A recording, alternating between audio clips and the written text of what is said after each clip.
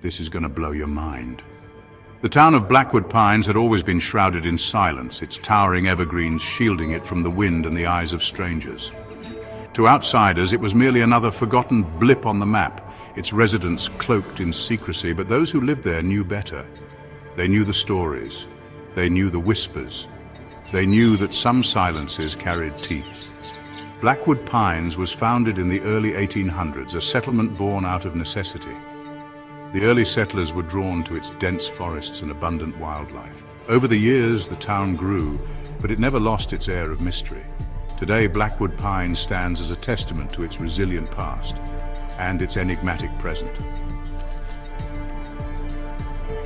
The night it began, Clara Langley sat alone in her father's cabin, a flickering candle casting shadows that seemed to writhe on the timber walls. The storm outside howled, wind rattling the glass like a frantic prisoner. Thunder roared in the distance, each clap echoing through the dense forest. Her father, ever the stoic woodsman, had gone to check the traps deep in the forest that morning and hadn't returned. But he always came back, always.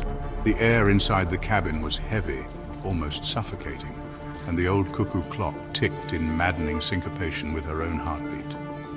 Clara's gaze fell on the large rifle mounted above the hearth, its barrel polished to a dull gleam. She had never touched it, never needed to. But something about this night felt different. The wind's howl seemed to carry whispers, and the shadows danced with a life of their own. When the knock came, it was soft, almost polite, a stark contrast to the wailing storm. Her breath caught in her throat. No one came this deep into the forest. No one except her father, and he never knocked. "Dad?" she called, voice trembling as she approached the door. Silence. She pressed her ear against the wooden panel. Nothing but the relentless wind. Slowly, her fingers curled around the iron latch. She hesitated, the primal part of her mind screaming, "Don't open it." But she did. The door swung open with a groan, revealing a man shrouded in darkness. His face was obscured by the brim of a wide hat, and his coat hung off his wiry frame as though it had been draped over a corpse. "Miss Langley," he said, his voice an eerie monotone. His breath came in white puffs that disappeared into the frigid air. "Your father's out in the woods, isn't he?" Clara took a step back, her gut twisting. "Who are you?" The man didn't answer. Instead, he tilted his head, his face still obscured, and sniffed the air as if catching a scent. His movements were sharp, predatory, and Clara felt a cold sweat bead at the nape of her neck. "You need to leave," she stammered, reaching for the rifle. "Now." The man chuckled, a low, guttural sound that didn't belong to him or to any human. "It's too late for that." His eyes glowed faintly in the dark, an unnatural light that sent shivers down her spine. And then she saw them, long, claw-like nails tapping rhythmically on the doorframe. His breath, forming strange patterns in the cold air, seemed almost alive. Clara backed away, her heart pounding. "What are you?" she whispered, her voice barely audible. The figure stepped forward, his foot emerging into the light, revealing a boot caked in mud and something else, something dark and sticky. Clara's eyes widened in horror as the figure loomed over her, the air thick with an unspoken threat. Before she could react, he lunged forward, slamming the door shut behind him with inhuman speed, the force rattling the entire cabin. The candle extinguished in the violent commotion, plunging the cabin into pitch-black darkness. Clara scrambled backward, her hands desperately grasping for anything to defend herself. She felt the heavy wooden table against her back and slid to the side, her fingers frantically brushing against the cold iron barrel of the rifle. In the darkness, the man's voice echoed, but it was no longer human, reverberating with a menacing intensity. It was layered, a grotesque symphony of snarls and whispers, each sound more terrifying than the last. "Do you know what happens in these woods after dark, Miss Langley?" His voice was a chilling taunt. Her hands trembled violently as she fumbled with the rifle, the barrel shaking uncontrollably as she pointed it toward the sound of his voice. She couldn't see him, but she could feel him closer now, his breath hot and erratic against her cheek. The storm outside reached a fever pitch, the wind howling like a chorus of wolves, shaking the cabin to its core. And then, as suddenly as it had begun, it stopped. Dead silence, an eerie calm that was even more terrifying.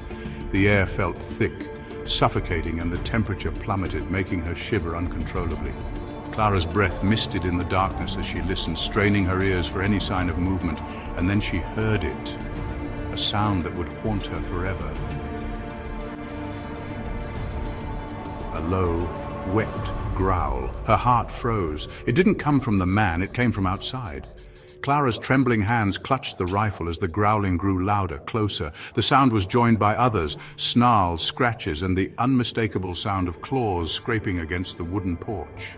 The man laughed, the sound more animal than human. "They've come for you." Clara didn't wait to think.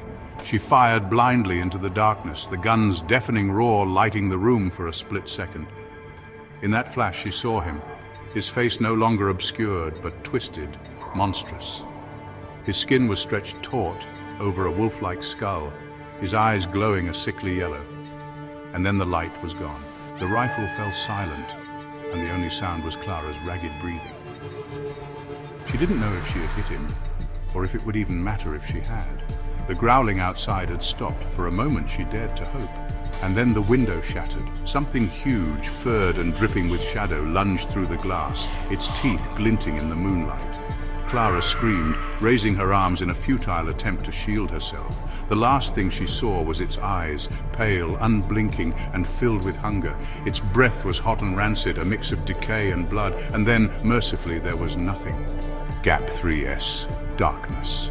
A void of nothingness enveloped Clara, pulling her deeper into its cold embrace. Time seemed to stretch into infinity until a faint, pulsating light began to flicker at the edges of her consciousness. The light grew stronger, warmer, coaxing her back from the abyss. Gap 2S. Clara's eyes fluttered open. She was lying on the cold, hard floor of the cabin. The shattered window let in a sliver of moonlight that illuminated the room in an eerie glow. She tried to move, but her body felt like lead. Pain shot through her arm, and she realized it was covered in deep gashes, still bleeding. Gap 2S. The room was silent. Too silent. The creature was nowhere to be seen. Clara forced herself to sit up, wincing with every movement. Her eyes scanned the room, stopping when she saw the man, or what was left of him. His body lay crumpled in the corner, twisted and broken. His monstrous features had faded, leaving behind a gaunt, lifeless face. Gap 2S. Clara's breath hitched as she heard a faint whimpering sound. She turned, her eyes widening in shock. There in the corner was a small, shivering figure. It was a child no older than 8, with wild, matted hair and eyes that glowed with the same sickly yellow hue as the creature's. Gap 2S. The child looked up at Clara, fear and desperation etched into their face. "Help me," they whispered, their voice trembling. Clara's heart ached with a mixture of fear and compassion. She didn't know what this child was or how they were connected to the monstrous events of the night, but she couldn't leave them here. Gap 2S. Summoning all her remaining strength, Clara reached out a hand. The child hesitated, then slowly took it, their small fingers icy cold. Clara pulled them close, wrapping her arms around the trembling figure. She didn't know what the future held, but she knew she couldn't face it alone. Gap 3S. As the first light of dawn began to break through the trees, Clara rose to her feet, the child clinging to her side. Together they stepped out of the cabin, leaving the horrors of the night behind. But in the back of her mind, Clara knew the nightmare was far from over. The creature was still out there, and they would have to be ready for whatever came next. Gap 3S. As Clara and the child stepped out of the cabin, the forest around them seemed eerily quiet. The morning light cast long shadows through the trees, but the sense of unease lingered. Clara knew they couldn't stay here. They needed to find help and answers about the creature and the child who now clung to her side. Gap 2S. They walked through the forest, each step heavy with uncertainty. Clara's mind raced with questions. Who was this child? How were they connected to the creature? And most importantly, how could they stop it? The child's glowing eyes and the fear etched on their face haunted her thoughts. Gap 2S. Suddenly, the child tugged on Clara's sleeve, pointing to a narrow path that seemed to lead deeper into the woods. "This way," the child whispered, their voice trembling but determined. Clara nodded, trusting the child's instincts. They followed the path, the trees closing in around them like silent sentinels. Gap 2S. After what felt like hours, they reached a clearing. In the center stood a dilapidated stone structure, covered in moss and ivy. It looked ancient, as if it had been abandoned for centuries. The child pulled Clara towards it, their eyes wide with a mix of fear and urgency. Gap 2S. Inside, the air was cool and damp. The walls were lined with strange symbols and carvings that seemed to pulse with an otherworldly energy. At the far end of the room stood an altar, and on it lay an old, leather-bound book. The child approached the altar, their small hands trembling as they opened the book. Gap 2S. Clara watched in awe as the pages began to glow with a faint golden light. The child read aloud, their voice growing stronger with each word. The language was ancient and unfamiliar, but Clara could feel its power resonating through the room. Gap 2S. As the child finished the incantation, a sudden gust of wind swept through the structure, extinguishing the light. Silence fell, and for a moment nothing happened. Then the ground beneath them began to tremble. The symbols on the walls glowed brighter, and a figure began to materialize in the center of the room. Gap 2S. It was the creature, but different. Its monstrous features were gone, replaced by a human form. The figure looked at Clara and the child with a mixture of sadness and gratitude. "Thank you," it said, its voice echoing with 1,000 years of sorrow. "You have freed me." Gap 2S. Clara stepped forward, her heart pounding. "Who are you?" she asked, her voice barely above a whisper. The figure smiled, a tear rolling down its cheek. "I was once a guardian of this forest, cursed for my failures. The child's bloodline held the key to breaking the curse." Gap 2S. The figure began to fade, its form dissolving into the air. "Remember," it said, its voice growing faint, "the true enemy is still out there. Be strong and protect each other." With that, the figure vanished, leaving Clara and the child alone in the dimly lit room. Gap 3S. Clara looked at the child, who now seemed more at peace. She knew their journey was far from over, but for the first time she felt a glimmer of hope. Together, they would face whatever came next, armed with the knowledge that they were not alone. Gap 3S. As they left the ancient structure and stepped back into the forest, the morning sun broke through the clouds, casting a warm glow over the trees. The nightmare was not yet over, but Clara knew they had taken the first step towards ending it. Gap 3S. Clara and the child continued their journey through the forest, the weight of the recent events slowly lifting from their shoulders. The path ahead seemed less daunting, illuminated by the promise of a new beginning. The forest, once a place of fear and darkness, now felt like a sanctuary, a place where healing could begin. Gap 2S. As they walked, Clara could feel a shift within herself. The courage and determination she had found in the ancient structure still burned brightly. She glanced down at the child, who walked beside her with a newfound sense of confidence. They had faced unimaginable horrors and emerged stronger, bound by a shared destiny. Gap 2S. Hours later, they reached the edge of the forest. Before them lay a small village, its thatched roofs and cobblestone streets bathed in the golden light of the setting sun. Clara felt a wave of relief wash over her. Here they could find shelter and perhaps the answers they still sought. Gap 2S. The villagers welcomed them with open arms, their faces filled with curiosity and concern. Word of the creature had spread, and the villagers listened intently as Clara recounted their harrowing journey. Among the listeners was an elderly woman, her eyes wise and knowing. She stepped forward, placing a gentle hand on Clara's shoulder. Gap 2S. "You have done well, my child," the woman said, her voice soothing.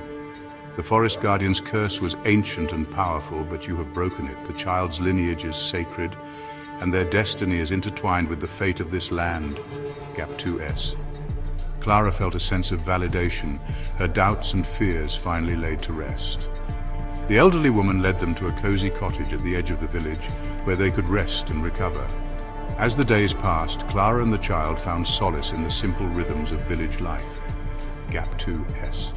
One evening, as the sun dipped below the horizon, Clara sat with the child by a crackling fire. The warmth of the flames mirrored the warmth in her heart. She knew their journey was far from over, but she also knew they were no longer alone. They had found a community, a place where they could rebuild and prepare for whatever lay ahead. Gap 2S. The child looked up at Clara, their eyes filled with a quiet determination. "We will face the true enemy together," they said, their voice steady and strong. Clara nodded, her resolve unwavering. They had faced the darkness and emerged victorious. Now they would face the future with hope and courage. Gap 2S. As the first stars appeared in the night sky, Clara felt a sense of peace. The journey had been long and arduous, but it had led them to this moment. Together, they would protect the land and its people, guided by the light of a new dawn, Gap 3S. And so, the story of Clara and the child became a legend, a tale of bravery and resilience that would be told for generations. The forest, once a place of fear, was now a symbol of hope and renewal. And as long as the stars shone in the night sky, the memory of their journey would live on, a testament to the power of courage and the strength of the human spirit. Gap 2S. Please like and subscribe for more content.